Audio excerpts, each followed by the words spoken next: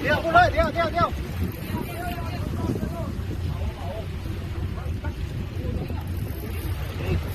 มาเลยลองเดือด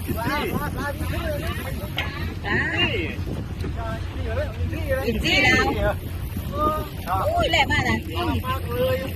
เด็ดป้าแปดสิบลังก่อน